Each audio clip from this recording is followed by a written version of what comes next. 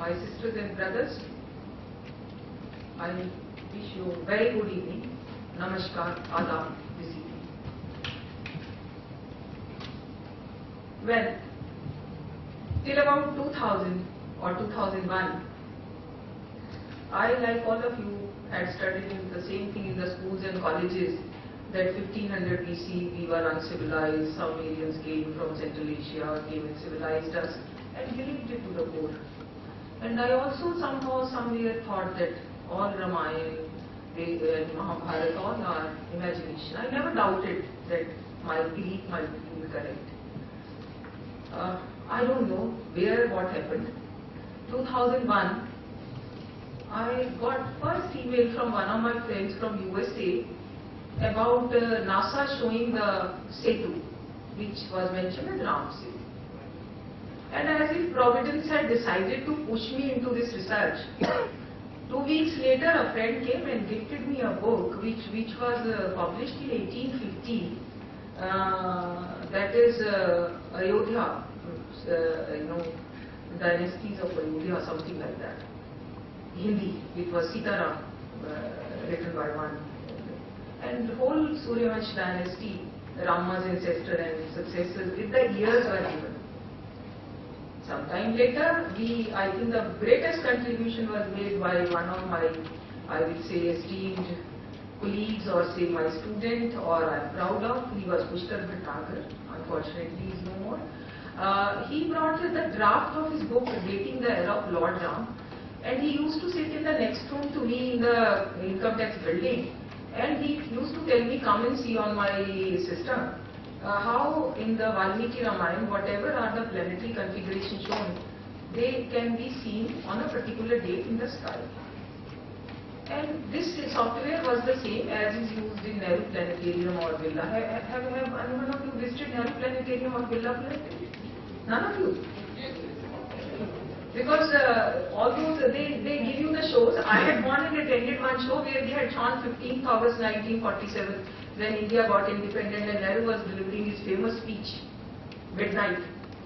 Then what was the sky at that time?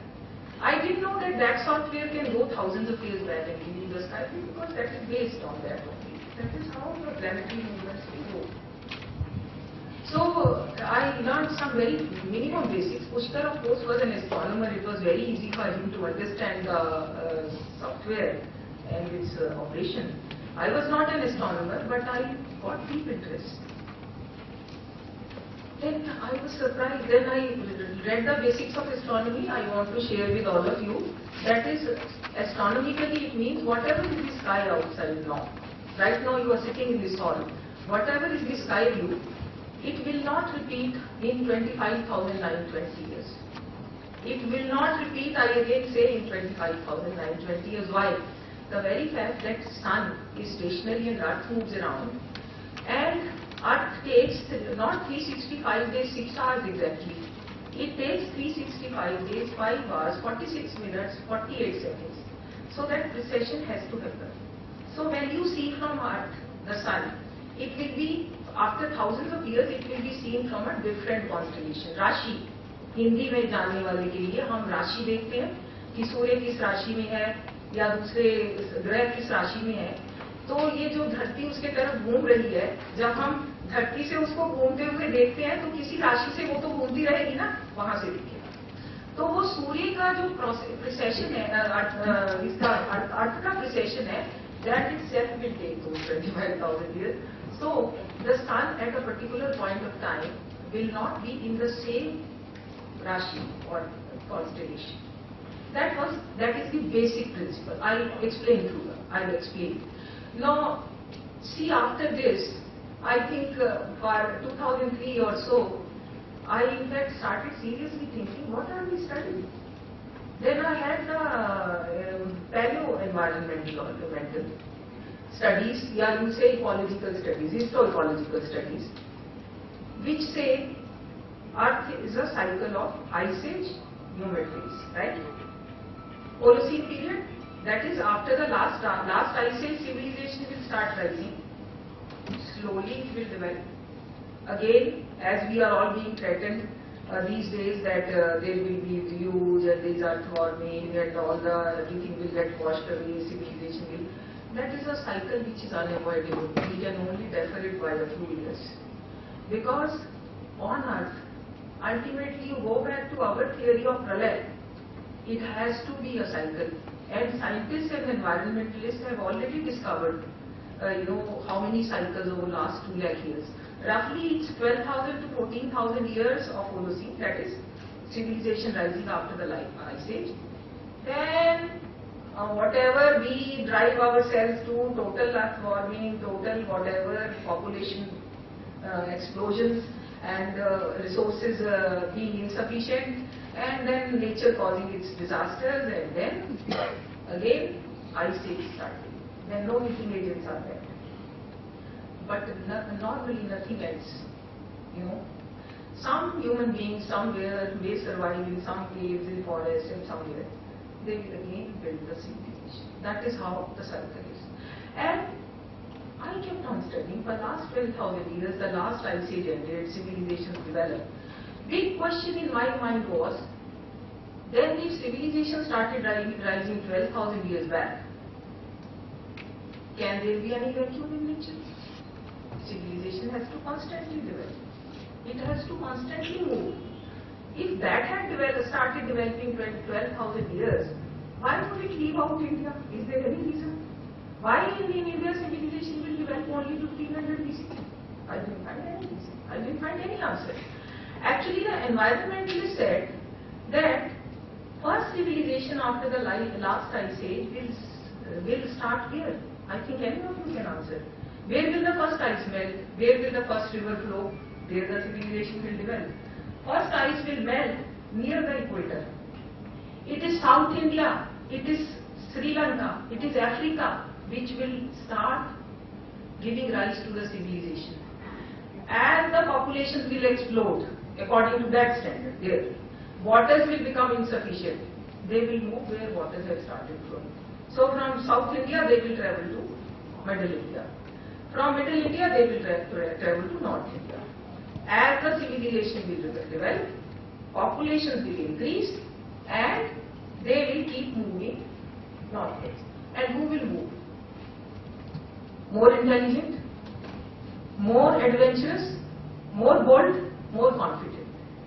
So naturally wherever they will move, they will develop civilization better and faster. It is straight, plain, simple logic, reasoning. So if people developed in South India, the more developed out of them moved upward. And when they reached the Himalayan rivers, they had thousands of years of security of water. And they had all the reason to develop there because fertile land, abundance of water, wonderful climate, 6 seasons. Why would not the civilization develop when the environmental conditions are like that?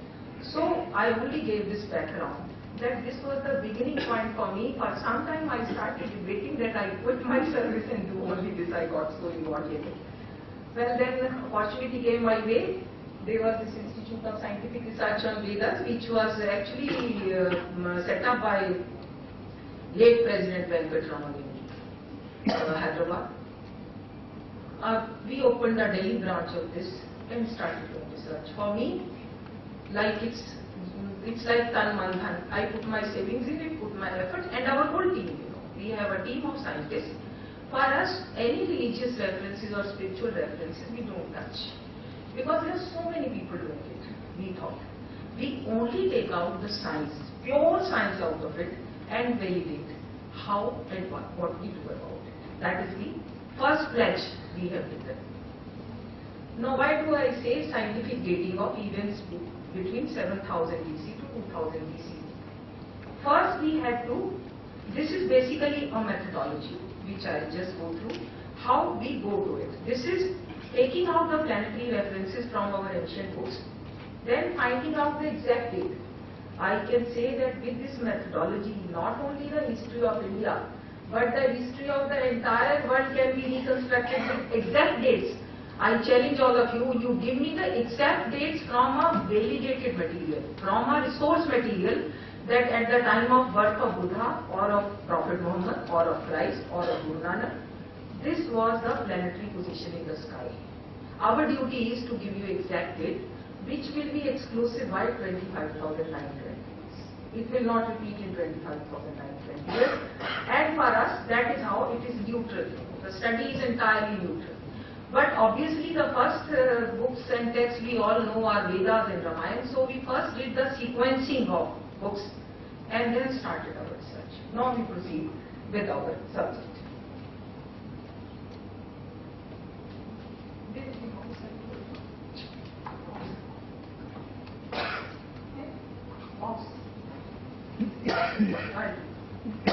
I prefer the mouse. Now, first of all, I want you to say, you will say, why should we do this research? Why should we all put in our time and effort and come and attend here, and why should we do this?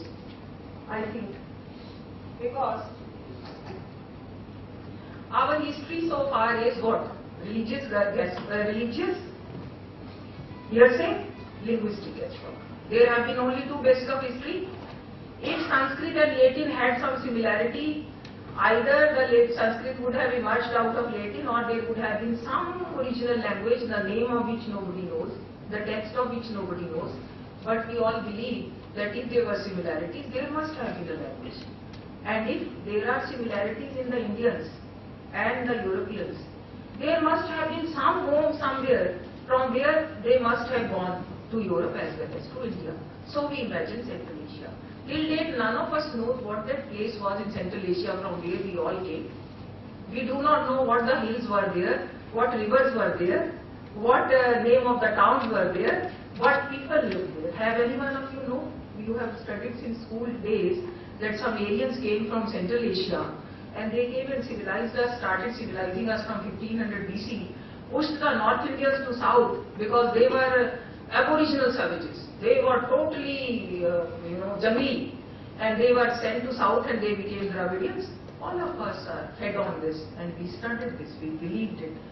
And I feel so sad that I was so dumb to believe on this, that when you look at any scientific evidence, it sounds so atrocious, I would say. Because nothing can be farther from truth. Your genetic profile also says that North Indian and Dravidians have had the same common ancestors. That is why this study. Let us have a purely scientific reconstruction so that it is not a Hindu history, Muslim history or Christian history. Let it be history of the land. If Rama or Krishna came first, okay. Thereafter, if Christ came, let it be. We study that. If Prophet Muhammad came, we should study that. If Guru Nanak Dev came, we study that. History is of land. And generations keep coming, going. And the great people also keep coming and going. Now, with this study, now what we had taken the project, as Mr. Dogal had pointed out, that our project is from Rigved to Aryabhat, doing scientific dating. But after talking to Kurukshetra University Vice Chancellor, we are extending it to right up to Guru Granth Sahib. Because we think that exact dates can be determined, which cannot be subjected to any dispute.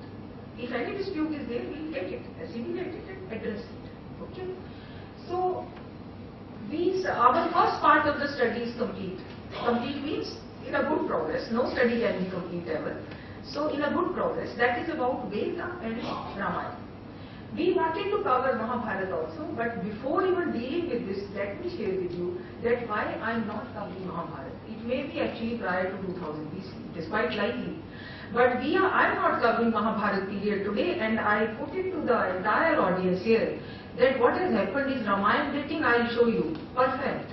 Can be in one side you run the Ramayana and on other side you run the planetarium software, and the date would be not different or contradict even for a day. But then Mahabharata, there are two sequences and they are all internally consistent. Half are taking us to 3000 BC, half are taking us to 1500 BC. How do we come before you? Why? Because, and then after a lot of research we realized that Mahabharata original was Jai Samhita, which was 8,800 shlokas. Later on it became Mahabharata, where more than 1 lakh shlokas. So now we are researching for the original manuscript of Jai Samhita that may answer that whatever references are there are internally consistent for a particular date later. So let's proceed. I am basically covering the references from Vedas and Ramayana. Okay, and then we are going with this study. So this is what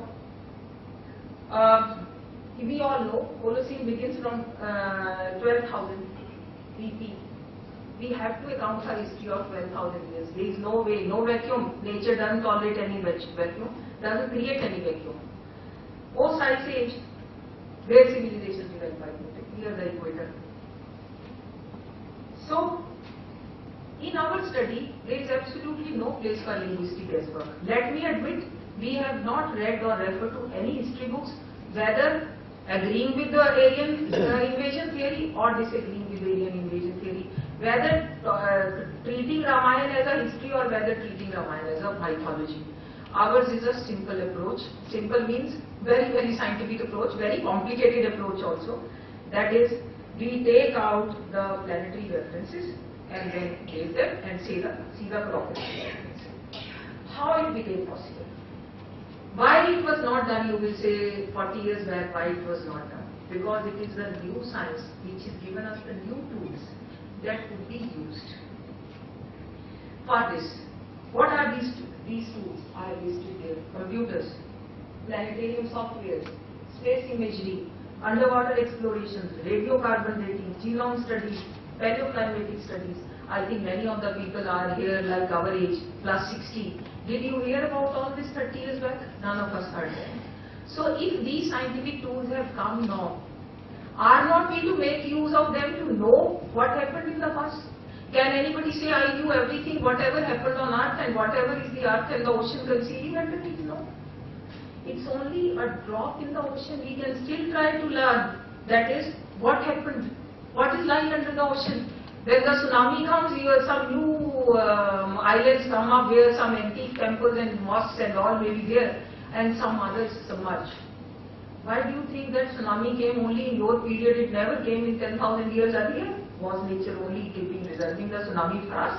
No. So this is what is happening. That is all throughout is happening. So the new tools are there where we can use them and try to know at least some of the events and their exact date, their exact nature and their implication. So now you see the methodology. I think it will be very important for us to understand this. Can you see this side? I think you should look that side because you're not seeing that side. This is blocking now. This is blocking the view now. Because nobody will understand anything until you can see the screen very clearly. Because I am going to show you like the planetarium you see on the top. I am going to show you the slides generated of the sky view.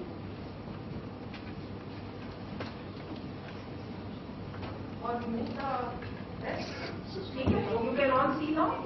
Because if you can't see the screen, you won't make out anything in the later part of it. Okay. So these are the tools we have used now.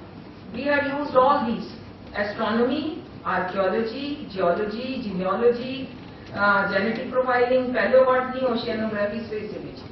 Now we will go one by one, systematic on this. This was the research project I have already mentioned. What is the exact research project? I think it's very important to read and understand this because before such a learned audience, I am also looking at there may be some people who might get interested in this research, and we so much welcome anybody associated with the research, because this is not a research which one person can do or 2-3 people can do, like our team of 4-5 people can do. Certainly not. We need more people and those who are interested. That's why I am saying this is scientific dating of ancient events from Big Bang to Arabic. Astronomical dating of planetary references in ancient Sanskrit words. It's not only Sanskrit, we are going to move it to others also, and we already have moved to some. Like for both the literature, we have gone to Bali also. Okay?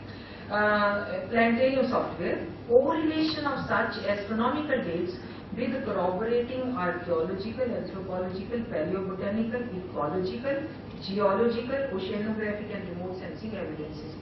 I will openly request the esteemed audience here that whatever word or meaning also may not be fully understood, please feel free as I complete the sentence or a part of it, it can be explained. This is the methodology. Now, what we did is, in this methodology, first we had to have Sanskrit scholars. You will wonder that we have read our Sanskrit also through foreign translators. You know that. And first Rigveda we took of Whitney, I think world famous Rigveda with English translation. And it was very difficult for us to do anything about it, because that translation mostly said that Rigveda probably didn't know the ocean and maritime civilization. On the other hand, any Hindi translation will say that Rigveda period was a maritime civilization. There were 52 kinds of boats mentioned in Rigveda, and so many. And Rigveda is a set of prayers only for the people who go to trade through the sea route, carry certain things, and to bring back certain things. How will be reconciled?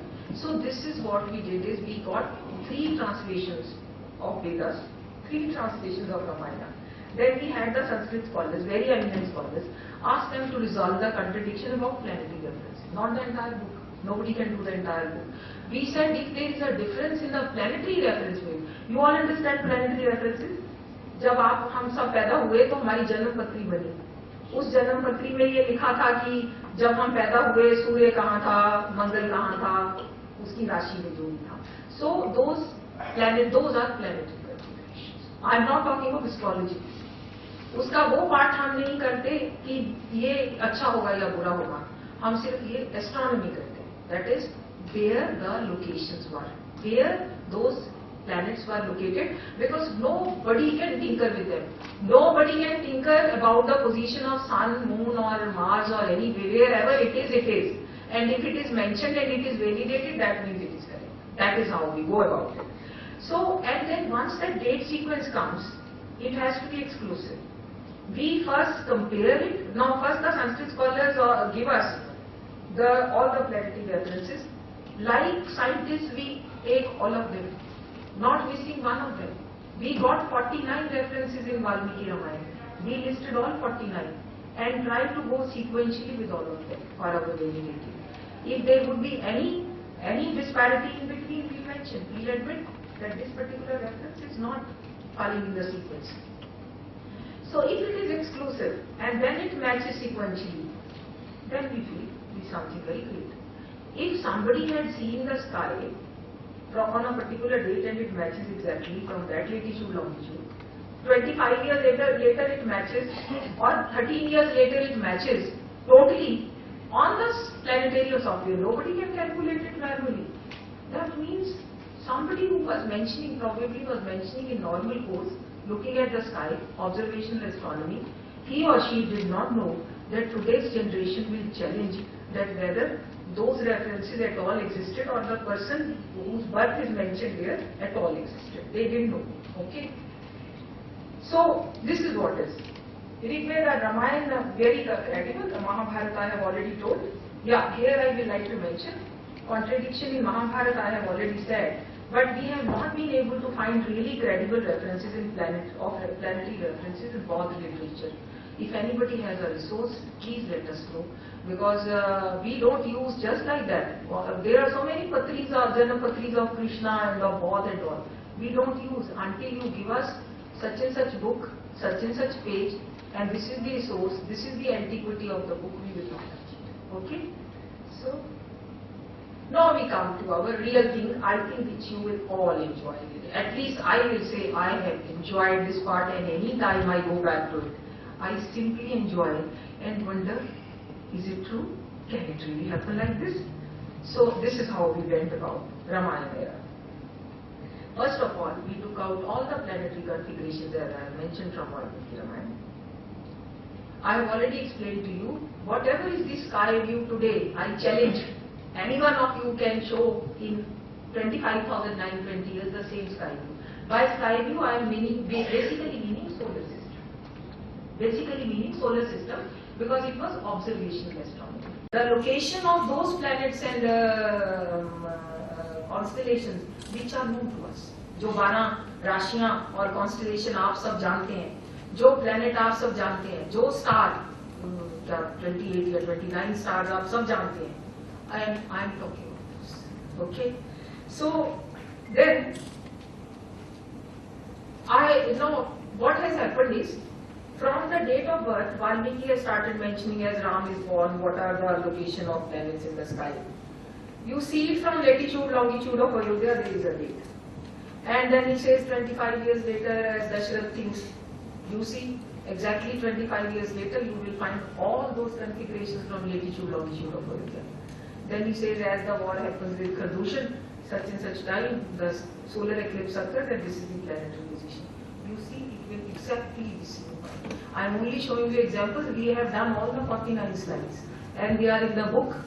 We have kept below, Dating the Era of Lord Ram by Pushkar Bhatnagar, English, and we have brought out its Hindi translation on demand. It's available, put a heavy discount here for the. But I am only showing you some 3-4 examples where you will all relate to it. We have all understood and known, and everybody has seen Ramayana serial on the TV. So basics you would be able to appreciate. See the date of birth of Lord Ram. As per Valmiki Ramayana, reference is 1:18, 8 to 10. That means 1 is first chapter, that is Balkand. Then 18 is the Sarg, and 8 and to 10 are the shlokas. Right? I have brought the books. If anybody would like to have a reference to that, you can refer later on. Now, he says, when Ram was born, Sun was in Aries, Venus in Pisces, Mars in Capricorn, Saturn in Libra, Jupiter in Cancer, lunar month of Chaitra it was, 9th day after new moon, Lagna as Cancer, moon near Punavasu. Punavasu, you know that Nakshatra is in Gemini constellation, the main star of that. Moon and Jupiter were shining together. Now, we would generate a slide and say it is correct only all these 10 parameters tally. If 1 out of 10 doesn't tally, we will not come before you as scientists that this is the date. Now you say, it took even Pushkar Bhatnagar, who was an astronomer and such a good expert on planetarium software, more than 6 months to arrive at the first date.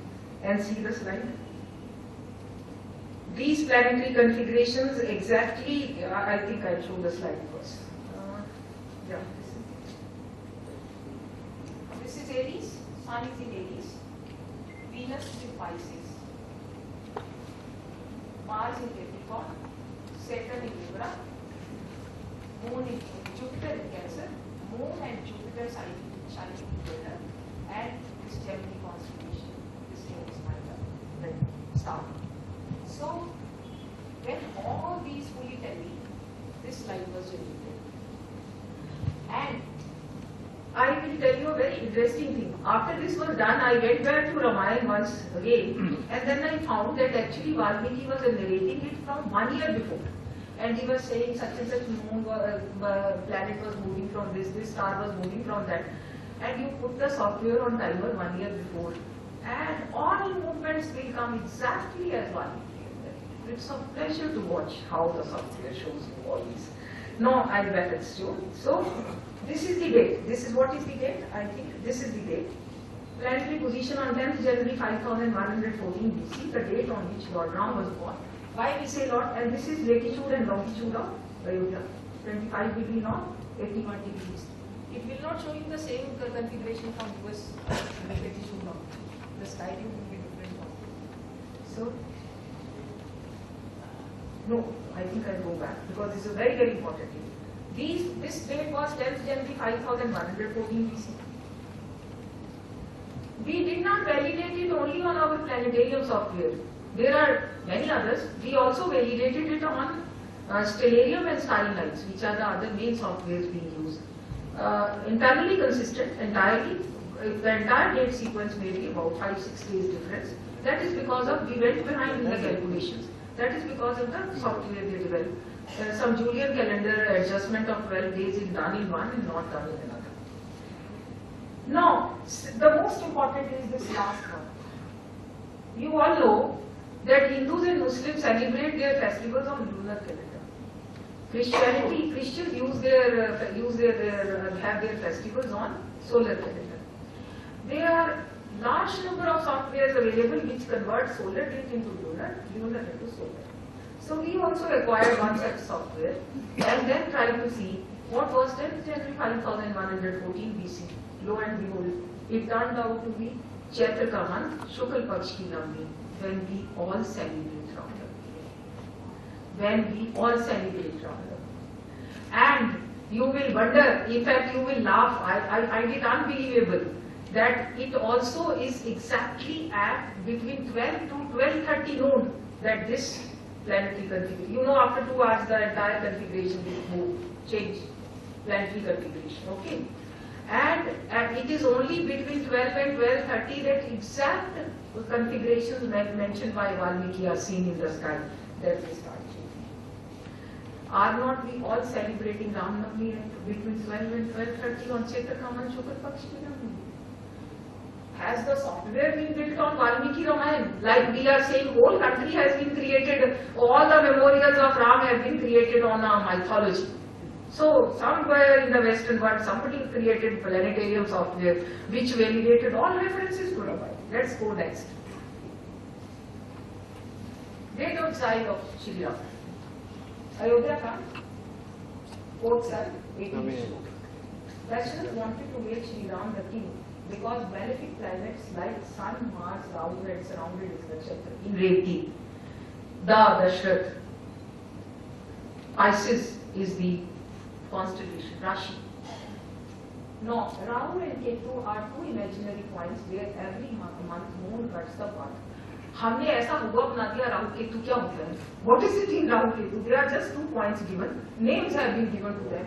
After all, we all know that Earth moves around Sun, Moon moves around Earth. So in a month, at twice in a month, when Moon is taking round of the Earth, there will be a point where Moon will cut the path, ecliptic path of the Earth. करेगा? वो 2 points को राहु केतु नाम दे दिया हमने. And those Rahu Ketu points were bound to be at different locations because wherever Moon will cut the path of the Earth, they will be located there. And we related it to the Rashi or the constellation. What wrong our people did by giving name to those 2 points? They were much more scientific in fact in giving those names to those 2 points because they could ascertain as to where was the Moon cutting the path of the ecliptic path of the Earth. So this is what happened. Now see the sky view from Ayodhya. Again 25 degree north, 81 degree east. On 4th January 5089 BC, Sun and Mars are in Pisces. Sun and Mars are in Pisces. I will explain the Rahu part also. Now, I want to see you. So I show the both slides together. See also sky view 7 days before 28 December. That is on 28 December 5090. Moon had cut Sun's path in Pisces constellation. Now, in one slide you will see Sun and Mars together in Pisces. But how would you explain Rahu was also in that? That can only be explained in that month. Moon had cut the ecliptic path of the Earth from one point. That point was located in Pisces. So, Dashrath constellation is Pisces. That was surrounded by Sun, Mars and Rahu. See both the things tell you. I will just show you both the. I think you are having difficulty. You can come on this side. Yeah. So this is what is. I will show you now both the slides. Very interesting this is. This is 4th January 5089. Then this is Sun and Mars. Both are in Pisces. Okay. Sun. Yellow is Mars. White is Sun. These are both in Pisces. And see 7 days. Moon crossing the ecliptic path in Pisces on 28th December 50. This is Sun and Moon. This is the Moon cutting the. You can see in front of the Sun. So 100% the configuration tells that all 3 were in the Dashrath Pisces constellation. And he felt that probably this is the time when he should quit his kingdom and make King Ram the king. Now, you all know thereafter that once, I think I know where people will get about it. You all know what happened thereafter. And if we were to say that Ram was not a reality, or he did not come, or he was a god or something, then why would this happen? That at the same time when he was to be coronated as a king, he had to go to the for exile for 14 years. Okay, he went. He went. Then thereafter, Valmiki goes, you know, that he goes and he goes from so many ashramas. He gives all the journey. In fact, if you pick up Valmiki Ramayana, you can start from Ayodhya. He will tell you so much north, so much east, so much south, and most of the points and locations and names are also same till date. Most of the cities' names and rivers' names and hills' names are the same. So you can almost pick up Ramayana and go all those places, and they will be. You can go as per his guidelines. That you go to right, left, north, south, east, west. How long? For how much distance? So this is. I will only deal with one slide now.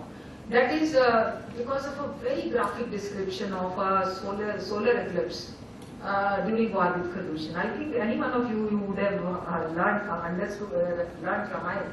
In fact, even Tulsi Ramayana has made a reference to it. Tulsi is a devotee's Ramayana. I didn't put it. Tulsi is a devotee.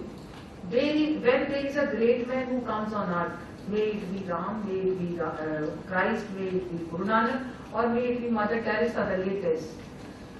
What will happen? His or her contemporaries will be admirers. So Valmiki is simply an admirer. He will criticize Ram at many places. Admirers, after some hundreds years or a few years, give way to followers. After some more 100 years, followers give place to devotees. When the devotees come, they add mythology to reality. Do you agree? They add mythology to reality. Like today, even Mother Teresa's devotees are there who will say that the moment you touch Mother Teresa's picture, or will get cured. And it has got cured in so many cases. They will say, I mean, you will find. I have read the stories. But that is a devotee, no harm. He also has a right to exist in the world. That is his way of thinking. He believes in faith. He does that. But then that doesn't mean that Mother Teresa didn't exist. She existed, but one of our devotees, some of our devotees believe that she had that miraculous powers. That is how it happens. So, Tulsi's Ramayana is a devotee's Ramayana. Even he refers to that when there is a war between Ram and Khadushyan, there is a, in the middle of the day, there is a huge solar eclipse. And it is so dark all around that they come running, Ram's people come running to him. Is this some kind of Mayajal of Khadushyan Rakshasas? What has happened? In the daytime, then Ram says, no, it is solar eclipse. After some time it will move, you go back. Then you will fight your war. Because in those days, war used to be fought only in daytime. In daytime. And I will only wish that some of you should pick up those 3 pages of Ramayana. I don't think till date anybody has given such a beautifully detailed description of a solar eclipse. Any smallest point relating to solar eclipse is covered here. Now you see what is happening. At the time of war with Khadushyan, what is said? It is said that at that time, planet Mars was in the middle of visible planets. See the sky view on 7th October 5077 BC. Solar eclipse clearly visible from Nasik. I am not know Ayodhya's latitude longitude because it was Panchvati. Panchvati is near Nasik. So it had to be latitude longitude of Nasik. See, I will show you the eclipse and see how it exactly matches the description there. And mind it, it is in the 13th year and in the when converted to lunar calendar in the same month as mentioned by one. Here is it. Now, you see, Mars is in the middle Mars is this yellow one. Sun and Moon obviously eclipsed. Sun is eclipsed, Moon is in front. Moon is in front and Sun fully eclipsed. And this is Saturn. So Sun, Moon and Saturn are on this side of Mars, and Venus,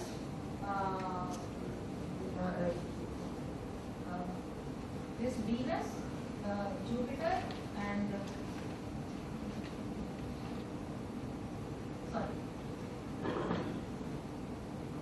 Mercury. This Mercury, Venus and Jupiter on the other side, and Mars is in the middle. And this is exactly the same lunar calendar date as is mentioned in 1 meter. And in this entire year, planetarium software shows only one solar eclipse, no other eclipse, seen from anywhere in India. Other eclipses mentioned.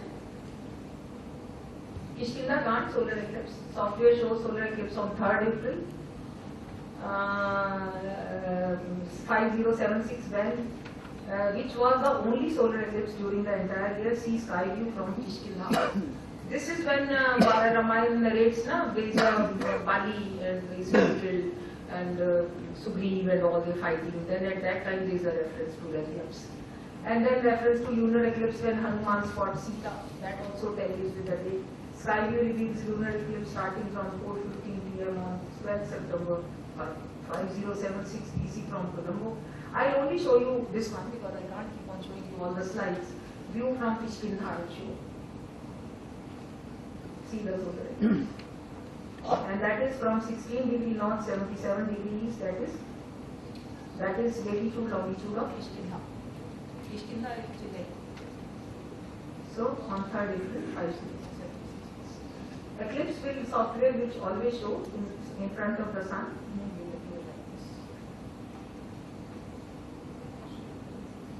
These are then you go other important dates. See, Ramayana doesn't give on every date complete configurations because he was not sitting and writing Ramayana for answering your questions. Valmiki was just looking at the sky view and mentioning wherever one is, whatever is in there. Just one second. Okay. Now,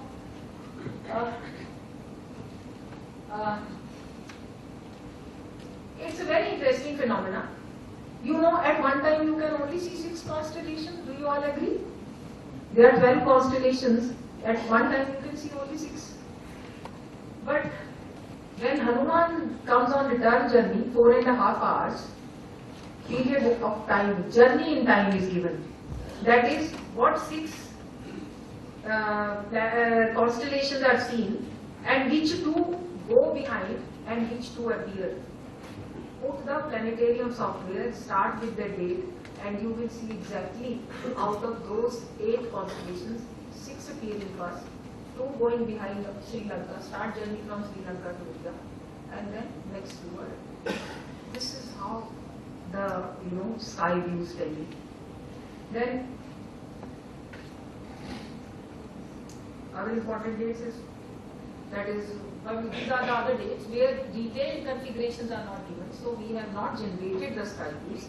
But then if we go on narrating, correlating the last slide and the days mentioned which have gone, these are the dates which we turn out. Now the question, somebody was wanting a question. I've done this part. I just thought you mentioned Kishkinda. Kishkinda, I don't think it's Chennai. It's Karnataka. Yeah, Karnataka. Okay. Sorry. Kishkinda is Vijayanagar. Hampi area. Yeah. No, Hampi area is partly in Karnataka, partly in Karnataka. I can be wrong. I can be wrong. Yeah, this is in Karnataka. Yeah, you are right. But we take the exact latitude, longitude. Software gives you the option. You select the town, you take the latitude, longitude. Okay. So now the question can be, big question which we have to answer is, what is the credibility of Valmiki Ramayana? Maybe you and me have written it yesterday and maybe those configurations we have given here. This was a big question. For me it was a very big question. How do we resolve that Valmiki Ramayana where references we are taking has some kind of credibility, it has some kind of antiquity, then only we can say the references there in our antique and they have to be dated and they are very credible. That research started. Actually, we had to go to Gorakhpur and from there, because they have done the Valmiki Ramayana which we studied, and then we came to know about the 4 versions, north, south, east and west, all these 4 are Baroda. I think our Mr. Rao has come expert of Sanskrit, our Sanskrit advisor also. He is a professor in JNU. Those 4 one, and then we also found out from Namami, you know, this mission for National Mission for Manuscripts in Delhi, Indira Gandhi National Center. I had to go and meet the director there, that what is the antiquity of Valmiki Ramayana, which are the earliest manuscripts available. Then she told me normally a manuscript's life is 500 years. But in the case of Valmiki Ramayana, a handwritten Ramayana is being preserved for 1,000 years. I said, where it is? She said, this is in Nepal, and the manuscript was written in 1041 AD. And that manuscript is similar to the 4 manuscripts in India of North, South, East, West Asia. So, at least 1,000 years back, these references were there. At that time, nothing like that had happened to question whether Ram came or not. No disputes were there. So probably nobody had a motive to create or interpolate these shlokas out there. But then, still not only this, I think you all know that even the northeastern tribals have a language. Andaman people also have a language which is not reduced to writing. The grammar is not there. All languages first evolve oral. They slowly and over a period develop some grammar and reduce it to writing. The Ramayana is such an original period. When Valmiki in the very beginning, in 8 first shloka says that as Ram becomes the king of Ayodhya, I start composing his biography, that is the word used there, Atmakatha, I start writing. Then he says, after completing it, he says, a big question, how do I pass it on to posterity? Mind it, if he had written it, why would he ask this question? He had composed it, how to pass it to posterity. Then he says, very good, I will teach it to Lakshman. They don't know Ram is their father. They don't know, they have been trained by Valmiki. And I will make them remember and narrate it to posterity. That is what is written in Valmiki Ramayana. Slowly over the years it got reduced to writing. But then there are evidences of 500 BC when Ramayana in writing was also available. Some of the references I have read, references available in Kautilya Shastra, Dashrath Jatak, Baudd literature. Terracotta figures excavated at Kaushambi and Nachar Khera of 2nd to 4th century. They are all about Ram. Valmiki Ramayana probably oldest preserved manuscript, I have already said, all Kajal. This is what is the antiquity. So I don't think there is any reason to doubt about the references to planetary positions mentioned here. So after we were fairly certain about the reliability of those references, we started our research of 2 years to date them. Okay. Now, we have done the first part. Very many details are available if you are interested in astronomical dating. It's entire Pushkar's book which we have brought here. If you are interested in the crisp summary, then we have already put our book there of historicity of Vedic and Ramayana eras, very crisp summaries of all types. Now, we start with our corroborating evidences. We go one by one. What does geography say? What does the geology say? Archaeology says? We go one by one. Geography. Researchers, I think you all know Ramavtar Sharma, his program has come many times on CTV also, showing the places from Ayodhya to Rameshwaram. He's researched for 30 years. Incidentally, he was also in the officer in our department. He worked with me, so I had first-hand knowledge of what research he has been doing. They go with a team and take a vehicle with low resources, practically with a camera, he himself at a driver and one more associate. And they start with Valmiki Ramayana from Ayodhya and go north, south, east, west and go right up to Rameshwaram. It took him 26 years. By now he's come out with a book that is Jahan Jahan Ram Charan Chali Ja. English and both bilingual also. Now you see, what are the places mentioned here? and what we see in India. These are the starting from Ayodhya, number one. All these are the places which he went one by one, and only those are listed here where some flora, fauna, ambience, hills, rivers, forests were found similar to what are narrated in Ramayana. And similar memorials as are mentioned in Ramayana are available. This is what is India. Come right up to the vision.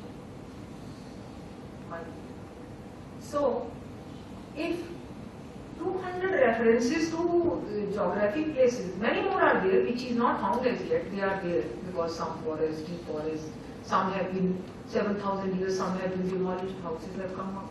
Fine. So, if this is there, did somebody sit down and keep on creating India on one week? Because then somebody started from Ayodhya and created the hills and the rivers and all kind of things and came right up to Rameshwaram to validate that mythology which is there in Ramayana. That is what I would say. I cannot give any other explanation. No, so these are the, what I also wanted to say that some of these places have such a striking resemblance to the details in Ramayana, and many of those places, which very selected ones, I went to visit myself as a part of my research. Ayodhya, Akshay Vat inside Akbar Fort. Have any one of you visited that Akshay Vat near Akbar Fort? What a thing it go, you know. Long ago, when I was a student. See, you have to go down and down, because original Akshay Vat is at a far lower surface. See, you know, earth level keeps on rising with the number of years. That's why ancient sites are excavated below the earth. You have to go down 3-4 stories. They have converted into a fort. That's how it is preserved. And there is such a huge Akshay Vat tree. It runs into miles all along the Ganges. And so many parts of it are cut, burnt. It starts from another side. It starts from another side. There is such a huge reference to Akshay Vat in Ramayana, and the description is so much similar. Now here the question is not that the same tree is there. The question is, whatever branch was cut, somewhere else it started. This way, then somewhere else it started. And the whole ocean of more than a kilometer is covered by the roots of that tree. You see that. And they all around, all near the Ganges. I will only say, because government service at least has one privilege, that is, you can arrange for some special escorted visit in the company of an archaeologist. I could arrange a visit there to go in the company of that army which is controlling, and an archaeologist and a local specialist on botany, paleobotany. So this is what is there. Then you will find Chitrakoot. If you read the description of Chitrakoot in Ramayana, and you go and visit after that, then you will see whether you have gone back to Ramayana period. All the caves, all the waterfalls, all the things around will be similar. Even flora, fauna, trees are similar. Birds are also similar. Then Bhardwaj Ashram, this is very interesting. I think many of you will go and visit Anand Bhavan in Bala. Did you ever notice opposite Anand Bhavan there is a municipal garden? And municipal garden has a small route going down. And it goes below, and there excavated side of Bhardwaj Ashram is there. The only tragedy is nobody is highlighting it. People go there. Only people like me who knew it is there had to search where that gate is. Not a big board is put up, and then you can go and see. That is the tragedy. Agnishala of Agastya Muni. Has anyone of you read in Ramayana? Have they ever said Agastya Muni had a ashram? No, Agastya Muni had a Agnishala. And what was he doing in Agnishala? He was making a kya. He is a Muni, he is not a Rishi. In Ramayana. Network of caves and tunnels under hilltop located in Novara. Now this one I will like to, because this one was not covered earlier, so I... Yeah. What is the difference between a Rishi and a Muni? Okay, because I am not an expert, but what I understand is, a Rishi is a thinker, basically, and Muni is a researcher. Scholar. Researcher. and scientist, I will say. Muni is a scientist. In Ramayana, there are graphic details that Agastya had made those weapons which were given to Ram. Ram is asking Sudikshan Muni that what do I do? I want to meet Agastya Muni because otherwise I can't fulfill my pledge of eliminating the Rakshasas. Rakshasas are not a caste, they are the bad people who are troubling the good people. So then he is told that these are available only in Agastya Muni's Agnishala. He says, I want to go there. Then Sutikshan Muni tells, you can't go. You need permission. And there are 3 rounds of security around that Agnishala. That is what is mentioned in Valmiki Ramayana. And only a known person, if once goes and takes permission, you can be allowed in. So Sutikshan Muni says that I will send my representative, he will take permission for you, and then 3 months I decided that Ramayana has a graphic detail of this. That in the middle of Sri Lanka, somewhere on the top of the hills, name is not given, there was a high hill on which Ravan had his palace. And under this hill, there was a network of caves and tunnels that Ravan could quickly reach any place. Now I said, if one is able to locate a high hill which has a network of caves and tunnels, that means, and somewhere in the middle of Sri Lanka, that means this reference may be correct. Then I started reading which are the central hills. Then I came to know that Novara are the central hills of Sri Lanka, and they are as high as 7,000 feet, higher than Simla. So I decided to go there. Now you see what I saw there. This is Novara. Novara area is a very prosperous hill town, very beautiful tea gardens, and very good, prosperous place. And there was this hill. Do you see this? I find this top of the hill. And on one side of the hill are Ravana falls. These are the falls on one side of this hill. And these are known as Ravana falls there also. Even in Singhalis they call them Ravana falls. Okay? Now, these are the Ravana caves. These are known as Ravana caves. I think most of the people go and visit. Tourists are shown this. But my challenge was seeing the other 2 sides of, that was very tough. So I could go, we had the locals at an escort. We went from over this, we couldn't reach this, we couldn't climb this. We went from here and went behind this and we reached this cave. This cave is Udapinda. This cave was Udapinda cave. Now this was the 3rd side. We had taken the local villagers and escorts and we had asked them, we wanted to go inside this. But this is not a maintained cave. It was in the entry only, there were huge bats and reptiles and all kind of webs and all that. So it was not possible to go in for us. But the villagers said that the man offered that I can go. I said, what will we do with your going? We don't have any evidence. Then he says, we do go. Actually, deep inside, after about 1.5 kilometers, this is deep. He says this cave is about 1 kilometer deep and you can walk inside it. And he says then you have a place where all the caves get together. I mean, entry is there and there is a good central place with fountains there. This is what that man said. I won't verify until I have seen myself. But the locals are simple people. They were villagers. I had no reason to suspect them. So I decided to include these photographs for you to see. 4th side we couldn't go, it was very tough. It was very tough. Sri Lanka has not maintained peace. We know, I think we disconnect ourselves from the geographical correlation. Let's come to geological and archaeological analysis. What I want to tell you people is, I think it's very, very unfortunate that our school and college books have no system of assimilating the latest knowledge of our own. Whatever archaeology reports are like, they are with the archaeology department, geology reports are with them, oceanography reports are with oceanography. There is no system of passing on the knowledge, latest knowledge contained therein to Ministry of HRD to incorporate in school and college books. And I have ascertained it authentically as a government servant. I am actively trying that there should be some system put in place. So none of your books in schools and colleges have updated the knowledge for you for last 50 years. They have not.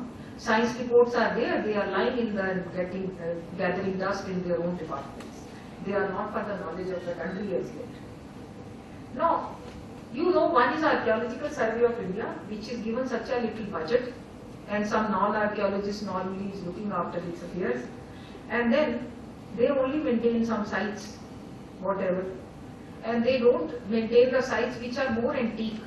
They place more importance to the sites which are 300, 400 years old, which are visible. You will also go, oh, there was such a, this Lodi tomb was there, this such and such thing was there, why it is not preserved.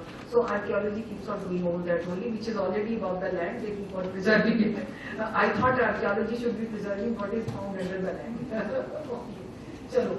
Up now what has happened is, state archaeology departments are there, all of them. Have any one of you ever studied in books what each state archaeology department have done? After all, they are doing something, and they are doing a valuable work. And there is no way of reporting all that. And we try to gather from all state archaeological departments, many of them, that what have they excavated. I will only share very few. Kozhiva, Chusi, Litafatti. Opposite Anand Bhavan in Allahabad,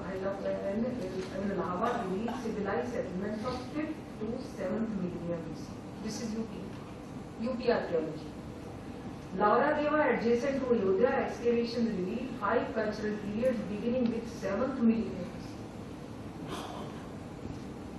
Now, this Laura Deva is rated, if you open the website, it is rated as the best excavation in the world today. It is the latest one. Best excavation in the world. 15 layers of civilization have been dug out. And every civilization shows improvement over the earlier one. It is said that if you want to see the development of Indian civilization, go to Laura Deva. You will find 10,000-year-old civilization which were basically agricultural, slowly, pottery coming, so slowly metallurgy coming, all those things, in those layers will be found. Now I will show what was found very shortly with visual. See, this rice is dated 7th millennium BC. This rice was cultivated, this is a cultivated rice. Ramayana refers to rice. And 7,000 years back, rice is found right in the excavated site. Why should we say that this reference is wrong? These are the beads. This is the copper elephant. This is the copper hook. They are all more than 7,000 years old. And they are all in UP. They are all around Allahabad and Ayodhya. I will like to share this picture. Some of the very rare things I have brought for you. We have bought a whole lot of material. See what do you see? These are Kotumsar caves, Jagdalpur. From Raipur you go, Chhattisgarh. Have anybody visited Jagdalpur? I think somebody has not visited. I think it's a nice opportunity to go and see those caves. Now, why I have chosen them? You can see how many people are walking in the cave. This is such a huge cave. Now Valmiki mentions in detail that Ram spent a lot of his period in Dandatwan. And he says Dandatwan was a very thick forest. You all know Dandatwan is all this Jagdalpur area. Our Bastar tribes all are Jagdalpur area. Now what it is, graphic details are given there that Dandatwan had some of the very thick forests. The light of the sun could not touch the ground because of the greenery, trees, and so many creepers covering that. And in the middle of those thick forests, there were hills. Inside the hills there were caves, and inside those caves also they lived. Valmiki mentioned it, nobody knew that there is any cave in Dandatwan till 1989. 1989, first time a local Gadaria went and saw some stone, and from the top of the hill he removed that stone and saw there is a big cave inside. So he went and reported. 2 years it took for the government to clear some kind of route. 91 they took over to decide that this is a cave and they can go inside.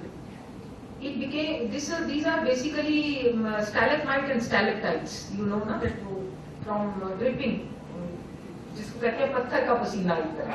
One drop it comes and it keeps on giving the formulation. These can be formed from the top and these can be formed from the bottom. Now, I chose this to go, that this is one of the rarest one. Let us see what is there. So I went there only 3 years back and I found huge caves running into more than, at any one time, 400-500 people can live. Now, as our mind is always, I was always suspecting the output of my research also. And I was always putting very uncomfortable questions to whoever was being accompanying, we were accompanying. We had arranged a local archaeologist from Chhattisgarh and a geologist. Geology does a whole research for this. Geology has a lot of things to do with the stalactite. So I told them, how to say this cave, 400-500 people who live, from where will they drink water, from where will they have light, how would they survive? They said, no, have some patience, we'll show you. Inside, where we are standing it behind, I can't show you in the picture because it's clicked with my camera, not a very professional picture. They showed us 3 wells inside the cave. 3 wells inside the cave. And they said these are the waters which could be used. And the most interesting thing is, when they cleared the cave, they found some, everything gets in the burnt form. Na? After thousands of years, everything is burnt form. Whatever burnt things they found the burnt rice inside the cave. And that was dated 5000 BC. That is why we picked up this picture and decided that this corroborates our conclusion. 5000 BC, if our astronomical dating says Ram is born. And here is a cave in Dandapur, which nobody knew till 91, but Valmiki knew that there is a cave. And so many people could live inside. And there is a drinking water well inside. And there is a rice cook burnt there, which is dated 7000 years back. I think that's a big, huge corroboration from archaeology and geology. Now we move to the most interesting part, Ram Setu. Ramayana has graphic references in all these shlokas.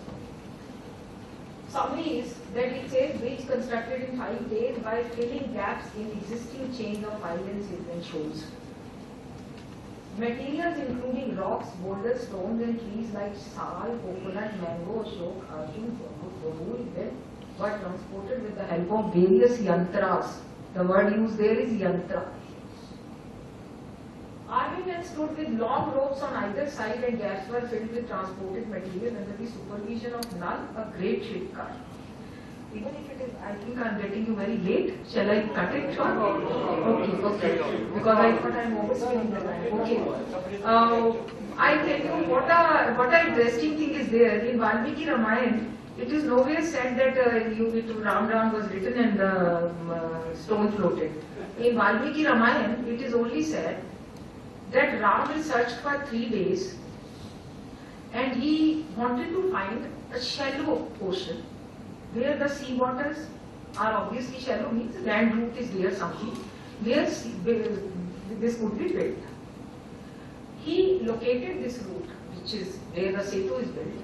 But then he asked Sugri, how would we construct the Setu? Well, there is no expert here.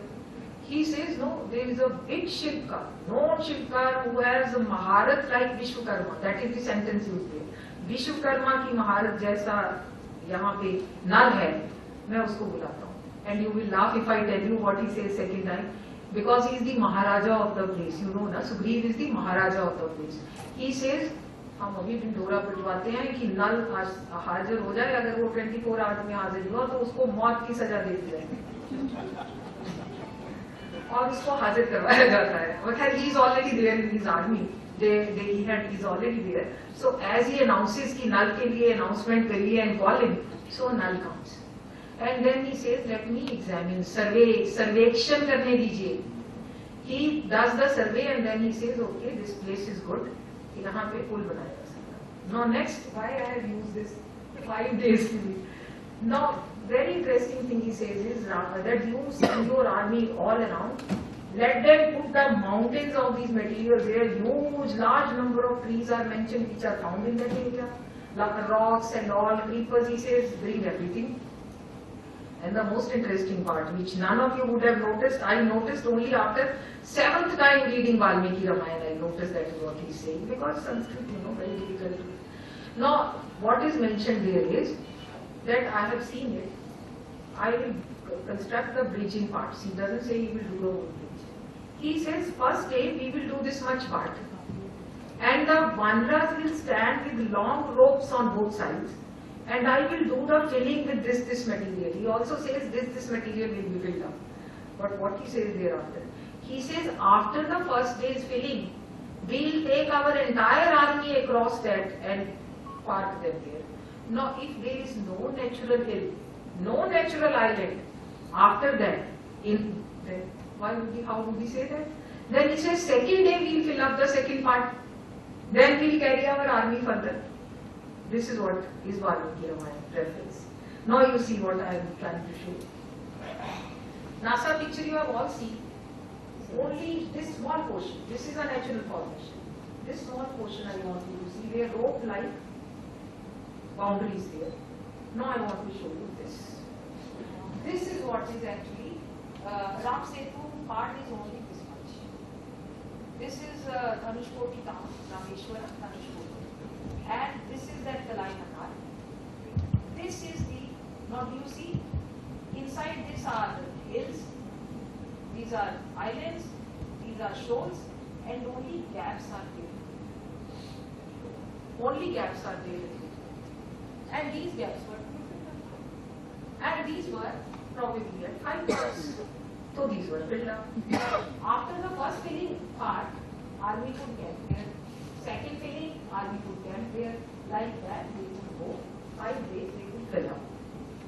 This is what is called. Now, yes, I will like to say one thing. That again our suspicious mind, I saw all this.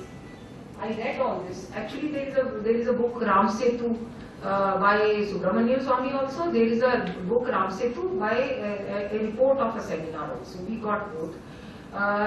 They almost every inch details are given of what this is. What the formations are. They are natural formations with the gaps. Okay. Now I decided to see this place now. I said I only want to know where is this and how it is different from this and how deep it is.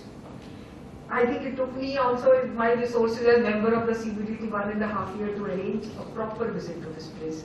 Until I found my own student whose brother was posted as DC at Ramanathapuram. And I had told the people there that whenever you have somebody who can really show me, I can go and see, right this place, then I will come. So I had gone. Now, this place used to have 7-8 years back glass boats. People used to go and see this part. For political reasons, those glass boats were got removed from there. Now, my challenge was, how do I see this thing if there are no glass boats? So this was again to the local DC, a local boatman who had on the boat 2 sides, and they gave me the snorkeling glass and they helped me lie down and see through that glass under that. This is how, and measure the depth. That is what it is. So we saw, and the depth was 9 feet and 5 inches, roughly like that. So, and one could see, this kind of very short, small portions. Only 2 very small portions are left. Nothing else is there like this. In the entire bridge or formation, which I am showing to you this one, only very 2 small portions are left like this. Okay? So this is a big challenge. The question started, if this is 9.5 feet deep, if we have no evidence that this was above the sea level 5000 BC, 7000 years back, how do we say Ram was real character? Because that means there was no bridge on which people could walk. That was our next search. I mean, we have been suspecting ourselves and proceeding further, doubting. The search started, how do we know what was the sea level? Then we came to know, I had never heard that there is a National Institute of Oceanography at Goa. We contacted them and we asked them to have a sea level curve and asked them to give us a presentation, organized a seminar, and then I will show you what happened. No. So we organized a seminar last year where Honorable APJ Gulam had come and inaugurated. And this was about so much. So I will first show you the sea level curve. See the sea level curve. This is current 1000 years, 1000, 2000, 3000, 4000, 5000, 6000, 7000. Do you see 7000 years? We are taking 5114 BC now.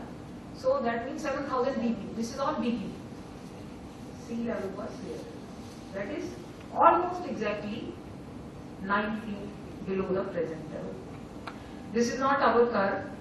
This is a National Institute of Oceanography. After a lot of research, they have prepared this curve. And their scientist G had come and made the presentation and given this, which from where we have taken. And you see that how quickly the sea level is rising from where to where it has come in less than 1000 years. And how quickly it has submerged also, because sea level has again risen, gone right up to this, when it came down. Right? Now, why I am mentioning this is, we at that time were very thrilled that our astronomical dating of 5114 BC is perfectly corroborated by the National Institute of Oceanography curve. That sea level was at that time was such that Setu was a walkable bridge. Okay. But when I went back to Ramayana, I found that Valmiki Ramayana has a graphic detail. When sees 3 days Ram is researching and he is not able to find the route where construction of the bridge could be done. Sugriv tells him that very funny. This sea had its waters given only by your ancestors. Even then it is not showing you the way. It's a vertical way of narrating. And he says it is your ancestors of Sagar and Bhagirath who had given it so much of water. And then now, it is not even showing the way where less water is there or land route is there above or shallow waters are there. When I went back to Ramayana, I found water volumes in sea were like King Bhagirath, 44th ruler and Raja Sagar. During 1000 years before Lord Ram, 64th ruler, sea level had risen by more than 10 meters. With less than 100 years of construction, the bridge had within less than submerged. Because you see the sea level rose. Now, you will find a very interesting reference to how Ganga has taken the route. शिवलिंग स्वर्ग जैसी ऊंची शिवलिंग peak से शिव की जटाओं जैसे ग्लेशियरों से इतना पानी बह रहा है कि ये सारी धरती को बहा देगा, सब खत्म कर देगा गैस। और उधर ईस्ट में इतना सूखा है, अयोध्या के ईस्ट में टुवर्ड्स कैलकाटा, कि सूखे से लोग मर जाएंगे, पानी नहीं है। तो इसलिए राजा सगर decides to have that Ashwamedh Yajna. Yajna used to be a determination. They used to take one point, this work has to be completed, only then this Yajna is complete. And the entire route of Ganga is dug towards the east to divert those water, to save the western India from floods and to give waters to East India. There are graphic details, anyone of you can go back and okay. So this sea level, now you see how in 1000 years sea water has gone from here to there. In these 1000 years, the terrific waters of Ganga from Shivling Peak, they have been diverted to this side, and rivers have, waters have risen so much. This is very interesting. I think we are nearing conclusion. See how much the dispute was created, whether there was a bridge, whether Ram was existing or not. See the report of Department of Earth Sciences. This report was released by our Honorable Minister, Mr. Sibal, as Minister of Science and Technology in Calcutta in 2007, and it was reported in Statesman. And immediately thereafter, when the controversy started, report was made confidential. In spite of one of my students being in Earth Sciences, I couldn't get a copy of it.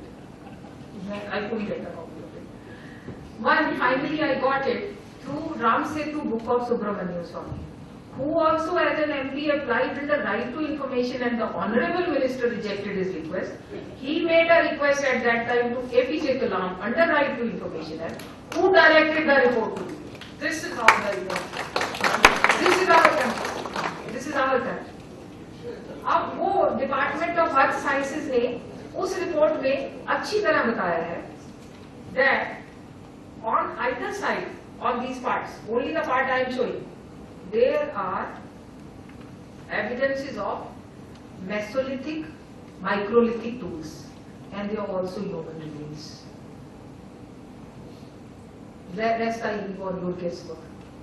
Satellite photographs by National Remote Sensing Agency, as per which Setu could be man-made.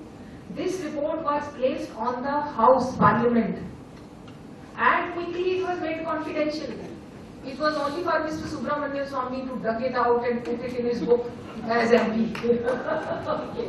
Attempts to blast a bridge for, this is very interesting, for making a route for shipping failed.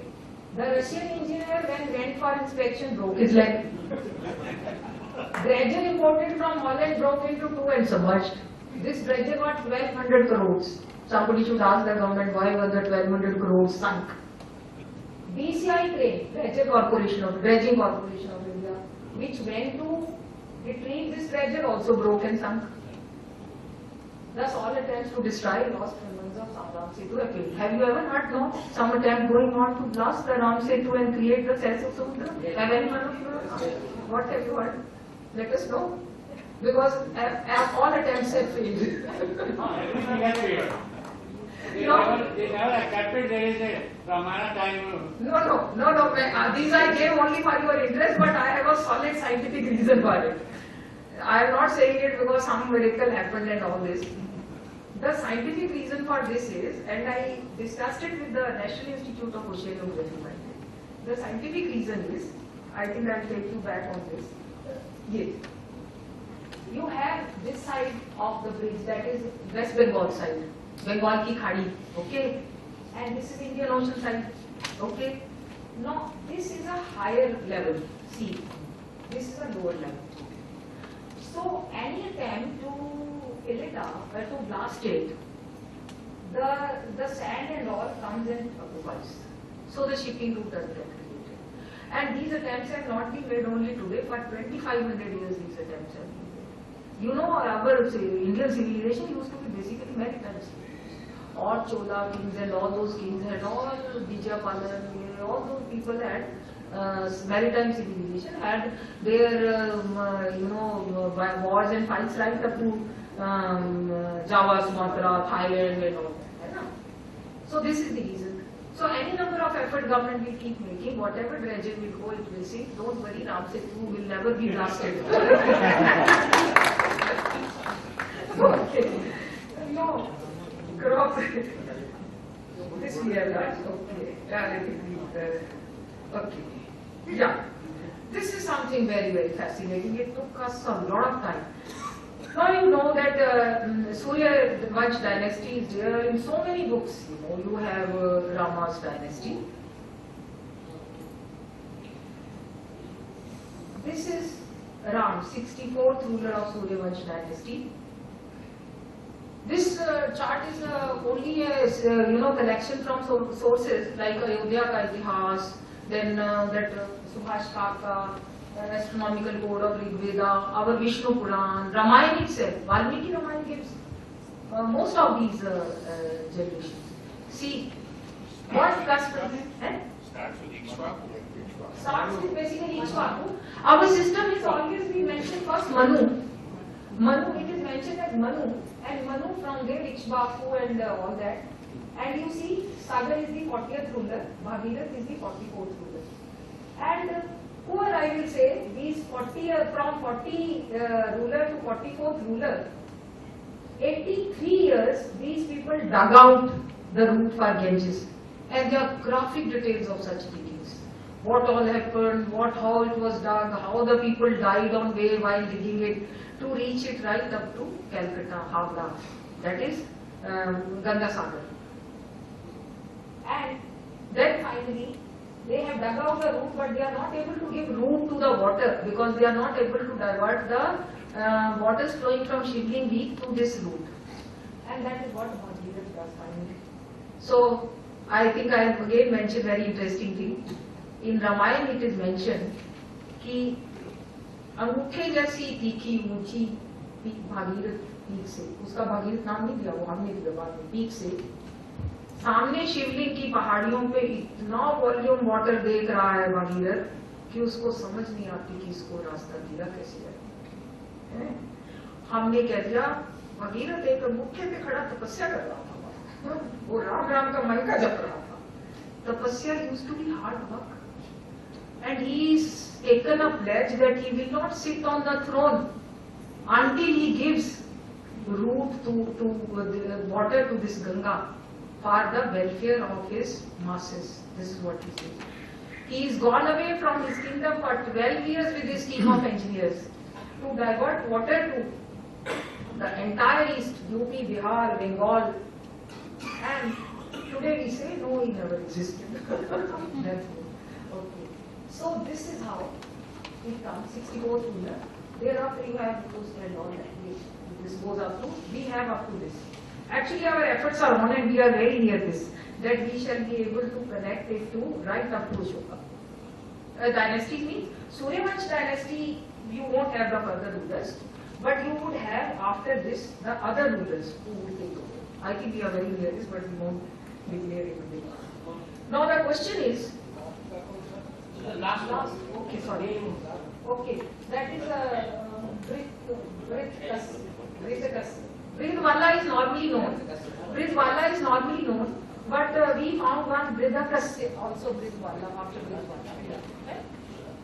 Now after the correct pronunciation. Brihadakshaya. Okay. So this is how it is pronounced. Okay. This is the last ruler so far we have traced, but there will be correlation. Even of the dates and the times with 7,000. What we are talking is about.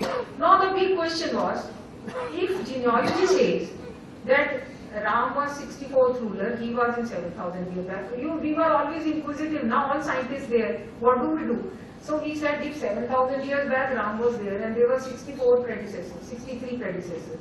Even if they take 30, 35 years each, that means 2,000 years back also civilization was there. Who will believe? 9,000 years back civilization was there. So, now one thing is, of course, we found, I can narrate offhand at least 20 sites which give you civilization in India and Indian subcontinent, more than 7,000 years back. Okay, all those Mehergarh, so many places.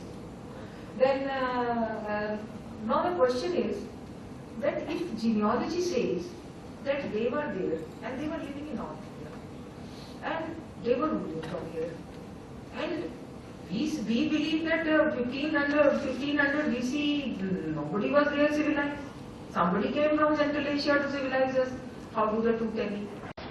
And I literally conceived before all of you, for 4 months I didn't have any answer to this question. When one day I was suddenly told that anthropology can give the answer. I had not heard the word anthropology till that day. What is anthropology? Anthropology has a big part of genealogy, genetic studies. What they do is ancient sites, when they are excavated archaeologically, whatever is found of human remains also, other things also, then they date. And they can also date the development of civilization and culture. I'll show, I didn't believe, I started laughing. I said, how can the genetics tell you whether it was a gene of a civilized man or uncivilized man? Then I'll tell you how it comes. So, now our search was, what is the genetic study saying? So we found, I think with great difficulty, we found a retired director of Anthropological Survey of India. How do we know the reports? We don't know, they are not in public domain. And our Mr. Rao, Mr. B.R. Rao, Mr. B.R. Rao, he was the retired Director General of Anthropological Survey of India. So we somehow got interested in our research and we took the reports from him. And he referred, there have been 3 worldwide studies, genome studies worldwide, world body constituted, research team constituted, study the genetics of the world. One was, I still remember the name, the first one was done by Kennedy of USA, That was in 71, completed after 12 years. Second one was done by Saroj of Canada. That means they were the chiefs of they were heading the research organization. Then this report came out in 91, and the third one is recent, which are Indian studies. They are in the form of reports, not in the form of a book. So Vyas, of course, is there in the book also. Now, all these genetic profile studies said that genetic profile of all Indians for last 55,000 years is the same. Genetic profile of all Indians is for last 55,000. Indians means Indian subcontinent. Hindu, Muslim, Sikh, Isai, tribal, North Indian, South Indian, Dravidian, सबका genetic profile एक है. And then, for last 11,000 years, this is a gene of a civilized man. At this I laughed. I literally laughed. I said, Mr. Rao, how can you know from the gene it is of a civilized man? He said, don't laugh. I'll give you a very small example. I felt so little. He said, when we go, first thing we pick up is denture. If the man was uncivilized, he was eating uncooked food, denture shape and the teeth will be entirely different. They will be like the jungli janwar, animals. But if he has developed, if he is civilized, and he has started eating good food, he is speaking a consistent language, that means this genetic profile is, this denture is of a civilized man. This is a small example. वो कहते हैं ये denture is of civilized आदमी है. 11,000 साल से वो कहते हैं इंडियन सब कॉन्टिनेंट में enough denture मिले जो civilized आदमी है. और denture नहीं, वो कहते हैं हमारी 100 मेथड है. I can't take you through all that today. So वो कहते हैं 100 मेथड है. No, अगर इंडिया में civilized आदमी का जीन है 11,000 years, and that is the same for the Dravidian and the North Indian and the tribal, then how can you say somebody came from outside? No. To answer this also, the same studies of Saroj and Kennedy have answered that genetic profile of Indians does not match the genetic profile of Central Asians and Europeans.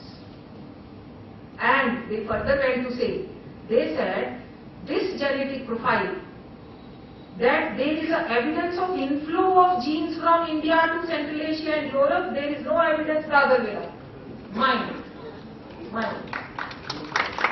This is what is genetic study. And we keep on teaching our students from morning to evening, have low esteem. You think आपके तो दादा परदादा 1500 BC में बिल्कुल अनपढ़ गवार और जंगली थे, and they didn't know anything. Somebody came from outside. That is what we are telling our children. Somewhere some change has to come. I think we teach this. The self-esteem of our children would always grow, as even if they become adults. So, for me, it was a huge corroboration of the genealogy chart. If 9,000 years earlier we are having civilized kings, then and 11,000 years is the proof that genetic profile is there of civilized men, then there is something. Then who else was there? If they were not there, who else was there? And why would somebody imagine some rulers' names and their period, the things which were done in their time, their children, their brothers, their sisters, their dad and the life and everything, given the date. There is no reason to suspect, there is no reason to doubt about, there is only need to go into further research. 2 lakh of your manuscripts are with NASA. Go to NASA website, you can see they are announcing with pride. 10,000 of your manuscripts are in a small library of Spain. But no problem, because none of us studies. We don't look at the manuscript. None of us have ever gone to see those manuscripts. Okay. So, genetic profile also corroborated our genealogy and our dating of Rama and his predecessors for 2000 years. So we come to the conclusion of it. Now, why do I say the story of Ram is the biggest unifying factor? In fact, at the Ram time, the situation was not very different. It was quite similar. Sri Lanka had invaded major part of South India and had started ruling, Kar, Dushan and all those, Purushra, all those were ruling. And that happens, when what happens when invaders will come, they will not come to benefit you. The invader, whoever is the victor, is bound to exploit the defeated person. If you go and win over, you will also do the same. So when the Mughals came, invaders came, they exploited. So similar thing was happening. Our Indians were getting exploited, noble people were getting exploited. Actually, there is a great detail that why so quickly and why so a decision was also taken that Ram will go to exile and he will not go nearby. You know there's a Dandak one mentioned there, and that and then even the animal doesn't stay in one place. If you will go for 14 years, then you will roam and go places. And did you hear Ram anywhere trying to rule over anybody's? Wherever he helped the local noble person or king to regain his kingdom, he remained outside. Only the kingdom was given. And everybody was given a lesson that don't trouble the people, normal people. The duty of the king is to rule for the benefit and for the welfare of the masses. That is the lesson he gave. And then what did he do? He went and take Jutha Bear of Guinea. Do you not think it is symbolic? Because at that time also this had started. That Lakshman thinks, but Ram wants to kill this kind of feeling at the root. He says, no, Gilni is as good or great as you and me, which she should also be given that respect. Is he not the unifying factor? Then he goes further. Do you think any prince, everybody knew from Ayodhya when he came, Bharat had agreed that the kingdom is kept for him. Do you think in any age, at any time, people will get disconnected with their ruler? They will not. Ayodhya was constantly in touch. Valmiki Ramayana does refer that when war with Ravan starts and there is a message from Ayodhya, should we send our armies? But no. He says local people are to be united. The kingdom of Sugriv is given back to him, the Khadushan and all who have come from Sri Lanka to terrorize our local people, they have been defeated and sent out. And local people have been given their kingdom back. And they have all been told rule in the benefit of the masses. And this unity which he was creating, today we make him a dividing factor. Today the situations are quite similar. In fact, we need to learn a lesson from him, that they create unity in this manner. He was a nationalist par excellence. He started from Ayodhya, went right up to, and he said, let all kingdoms unite. Samraj, even Ashwamedh Yajna, the horse will go all over the country. Small kingdoms will survive, remain, prosper. But only that Surya Vansh is the main dynasty, Samrat hai. Okay.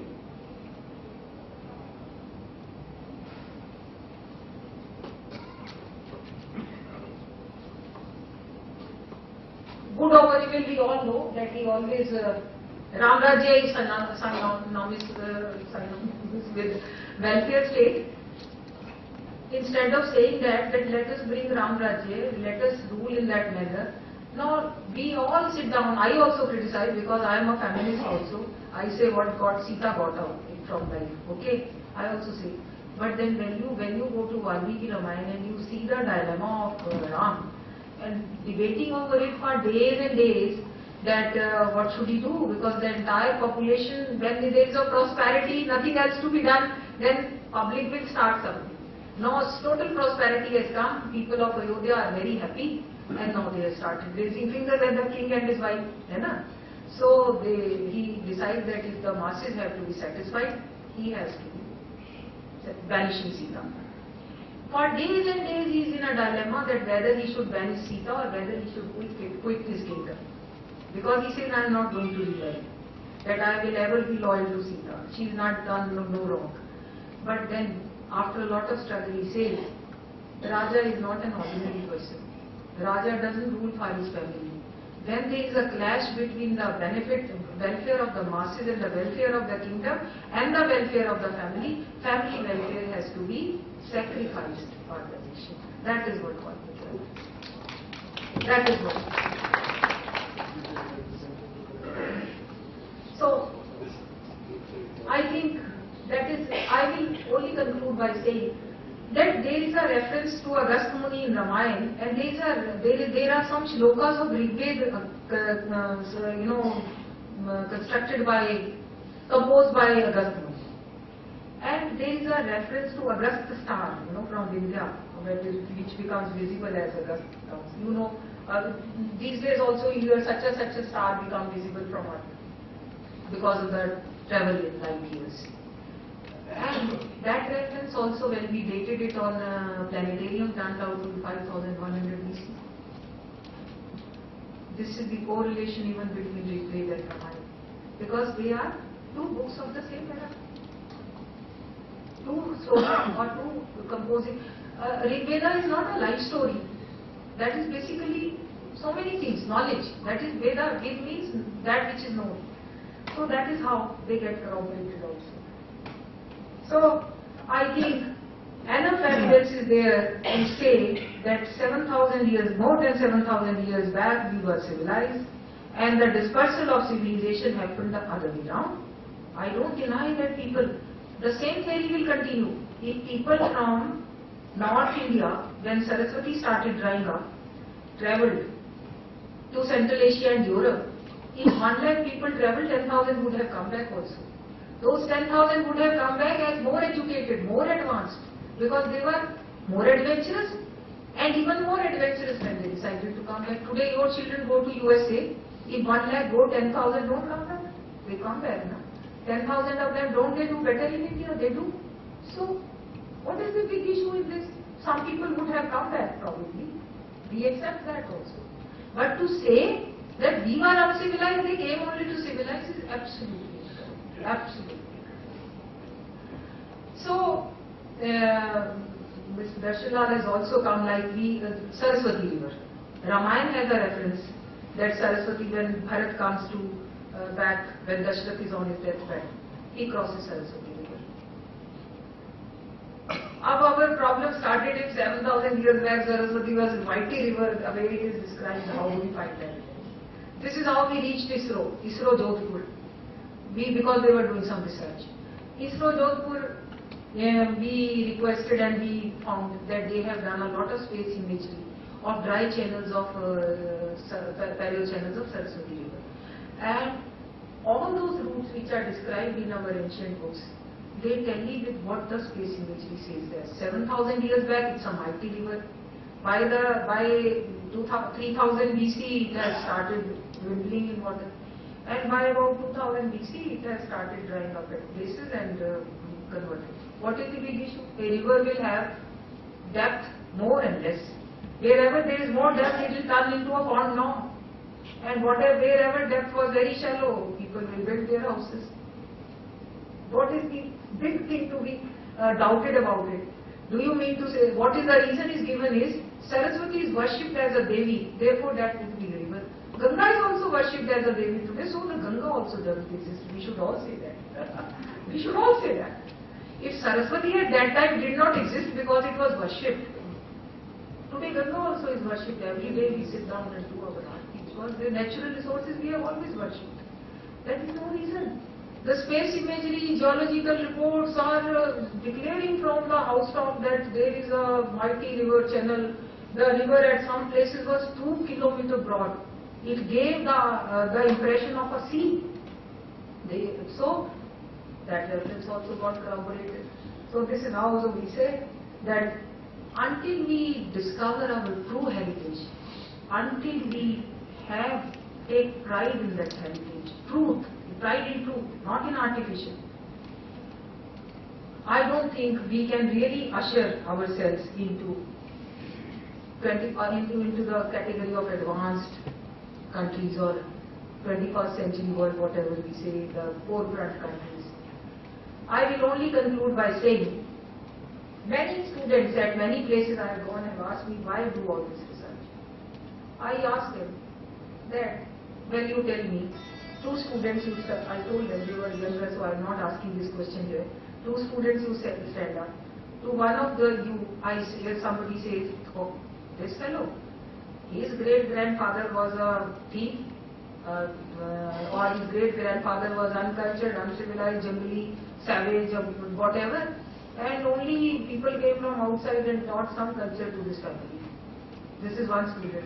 The other is, oh, your great-great-grandfather, such a learned man. He went around the world and circulated the knowledge. I said, who between you will be more proud? Then they said, oh, don't ask the question anymore. We say, until you have self-pride, until you have self-pride in the genuine, culture, civilization and heritage, how do you take pride?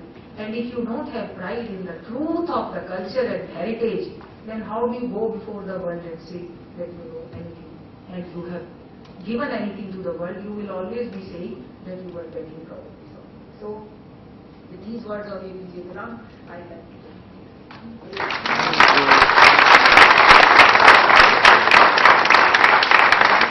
And I will also say that there is a need for further research. This is the beginning of the idea. This is not the end. Road ahead. 99% of Indians don't know what I am saying this because they are not being taught anything about this. But there is nothing new. We have not invented anything. These are all in the books.